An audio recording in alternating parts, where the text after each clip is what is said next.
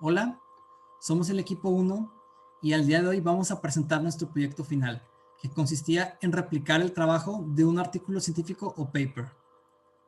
Nuestro artículo es este de aquí y la razón por la que lo elegimos fue por dos. La primera era porque se nos hizo muy interesante la manera en cómo replicaron el realizar una prueba en laboratorio, pero con CAD. O sea, replicar el pistón, los soportes y la pieza a analizar.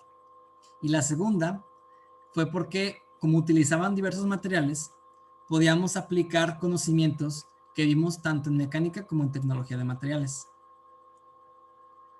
Entonces, aquí está nuestro reporte. ¿Y en qué consistió? A detalle, lo que se hizo fue replicar dos cosas. La primera fue realizar un análisis de carga estática y lo segundo que se hizo fue replicar las condiciones de fatiga, todo orientado al disco. ¿Qué fue lo primero que se hizo? La pieza. Entonces, la pieza es lo que se ve aquí en pantalla e involucra tres cosas principales. El pistón, tanto la parte grande como la parte chica. La parte chica medía 1.6 milímetros de diámetro por 2 de altura y la grande eran 3 de diámetro por 10 de altura, con un chaflán de 0.7 milímetros para unir ambas partes del pistón. El disco tenía un diámetro de 12 milímetros con un grosor de 1.2. Y los soportes, que los tres eran semiesferas, tenían un diámetro de 3.2 milímetros, cada uno separado 10 milímetros de la otra. Para la selección de materiales nos teníamos que basar en los materiales que se habían utilizado en el paper. Entonces, para sacar los valores utilizamos el módulo de Young y también utilizamos el coeficiente de Poisson. Con el módulo de Young podemos saber cuál es la deformación del material y con el coeficiente de Poisson pues saber cómo cambia la pieza porque está sometida a estiramiento. Entonces, bueno, para el disco se usó Vitamark 2, pero como no encontramos suficientes datos para ese material, utilizamos circonia. Para el pistón pequeño, utilizamos tungsteno, acero inoxidable y resina epoxi. Y para las semiesferas y el pistón grande, acero estructural que está dado por ANSYS. Entonces, en esa tabla podemos ver el módulo de Young y el coeficiente de Poisson de cada material, incluyendo el Vitamark 2. Y los parámetros de fatiga los obtuvimos con la fórmula, con la ecuación del diagrama SN. Sacamos los parámetros que son A y B para cada material y posteriormente los insertamos en los datos de ingeniería para cada material en la simulación.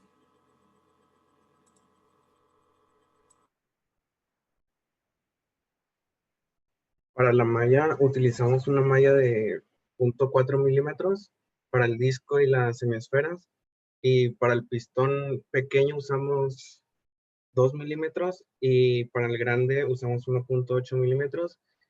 Y esto lo elegimos porque necesitábamos entre elementos y nodos menos de 32,000, y pues con estos parámetros de malla obtuvimos 5,838 elementos y 26,716 nodos. Después los contactos, utilizamos el tipo de contacto con fricción, le pusimos 0.2 porque cuando poníamos 0.5 ANSYS nos recomendaba que usáramos mejor un valor de 0.2 o menor. Y la carga fue una de 45 newtons en el pistón grande, en la parte superior. Y las condiciones de límite pusimos que las hemisferas sean fijas, ya que estos son soportes, y que el pistón grande y pequeño solo se pudieran mover en el eje Z, al igual que el disco.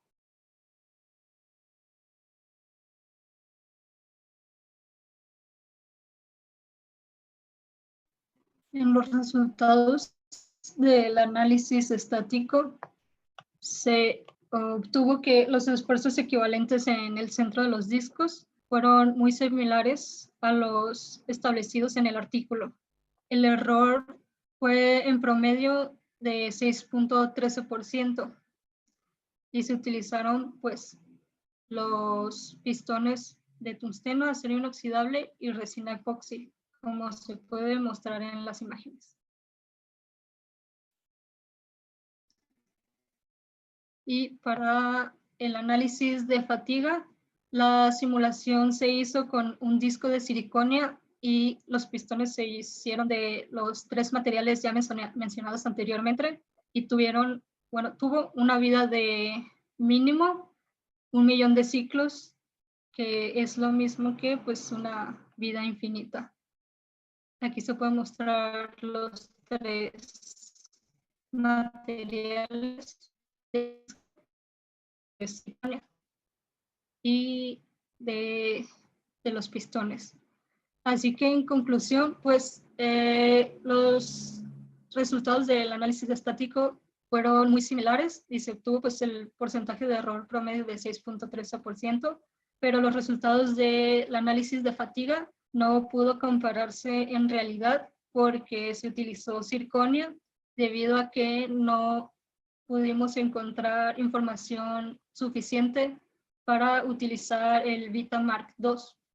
Y otro de los obstáculos que enfrentamos fue pues el mallado, ya que nosotros queríamos utilizar una diferente al que finalmente se utilizó, pero por el límite de nodos posibles que podíamos utilizar, debido a la licencia de estudiante de ANSYS, no pudimos hacerla de esta manera. Y eso sería todo. Muchas gracias.